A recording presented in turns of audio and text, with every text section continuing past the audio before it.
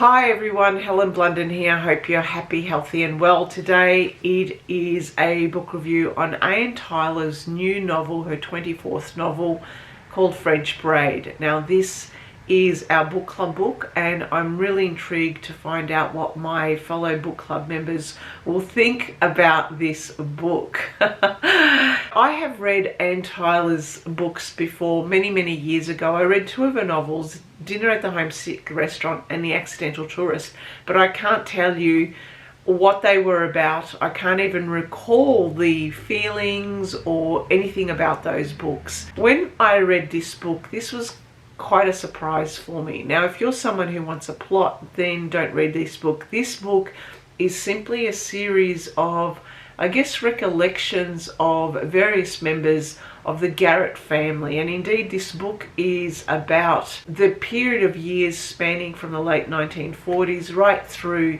to the 2020s and even covers the COVID years. It is collections of the various members of the Garrett family, and it weaves in and out of, the past and also the current day, and how these members grow up and have their own family members, their own kids, but you kind of feel as if nothing is happening because there is no plot line. If you're expecting specific conflict and story arcs and tension in the story, yes, there are elements of tension, but it's very subtle, and because it spans over a period of years and you feel as if nothing is really happening, nothing is happening.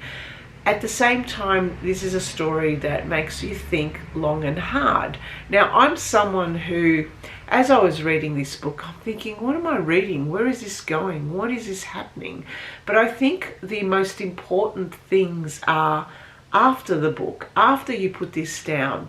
And I would say, when you put a book down, do you forget about it? Is it gone? It's out of your memory?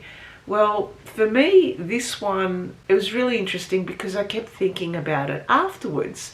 And sometimes I think that is a measure of a book that I might like. It is a book that keeps you thinking about what was happening to the characters. Why were they going through certain things in their lives? Why did they do certain actions? And there is one particular action in here with one of the characters, Mercy, who is the matriarch of the family and who is, I guess, a typical baby boomer who obviously has seen hard times with her husband and has a family, but there is certain societal expectations that she feels is placed on her, that she can't go and be her own person after the children have grown. She's done her best to help these children grow up in a family and to set their own lives in action.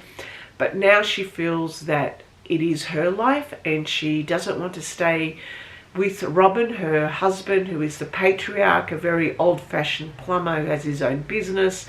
And she feels she wants to explore her creative side. So she moves out of home very slowly. And even that made me think, because as a modern woman, we are given, I guess, more experiences and more liberties and more freedom to choose how we want to live our life. But there were certain generations before us who didn't have that, who still felt the pressure of family expectations or what their family might think or what society might think, and they might do their actions in completely different ways, whereas a modern woman might just go off on her own way, might not get married, might choose to live her own life in however way she chooses. A person from the baby boomer generation probably wouldn't do something like that because they still feel the pressure of society. It was just not the done thing. And so one of the characters, Mercy, felt that way. And this is what I was thinking long afterwards, after reading this book, about how through each chapter and through each of the characters, they had their own reasons for doing things.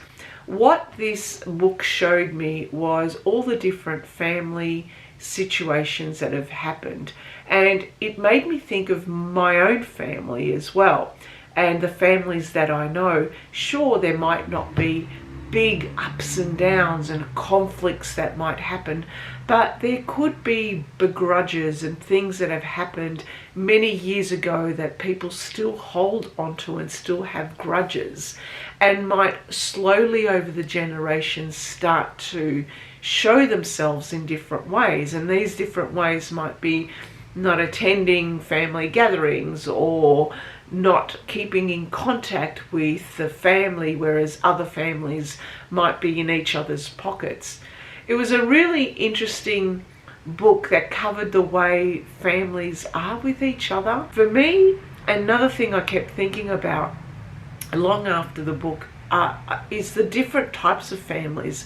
Coming from a Greek background, I know all my cousins. I know their families. I know the names of my aunts and uncles. I know their relationships. I've done the family tree. I keep contact with them through emails and through mobile messages.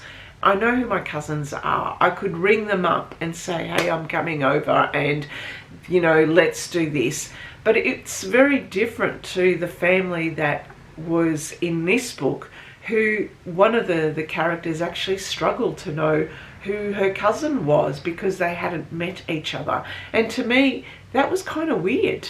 In some way, when I started talking to my husband, who's also in the book club, about this, he didn't feel that that was strange at all. He doesn't know all of his cousins. He doesn't know all their names. He doesn't know where they're living at.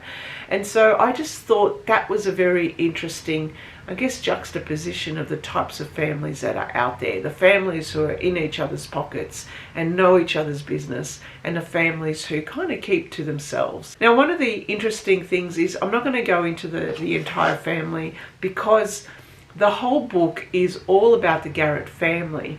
The matriarch Mercy and what she does, and the patriarch Robin and their 3 children.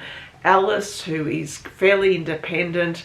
There is Lily, who is a completely free-spirited, creative woman who is married to BJ, but then has a child with someone else, Morris, and leaves BJ just on a whim to go and marry Morris. And last of all, there is David, who kind of ousts the entire family. No one really knows what is up with him, and yet he marries an older woman and who has a child of her own. And so you could see all these different, personalities in the family, and how sometimes they're bitching and moaning with each other as to why David's not contributing, where is David. But through all that, it is a very, slow burn. It is a very slow burn book. Nothing is really happening, but out of the situations, there are certain actions or certain things that are said by each of the people that you start to think, okay, why would someone have kept this all pent up over the years? Why did David decide not to say anything about a situation happened at a holiday in his childhood? So there's these lots of little things that happen, and that makes you think that as families, what we do is things happen in families, and that might not sit well with each other, but we won't talk about them, we won't express them. And some people will hold these inside for over generations. I'm not saying whether that's a good or bad thing, but it's just the way that some families are. Some families don't want to rock the boat.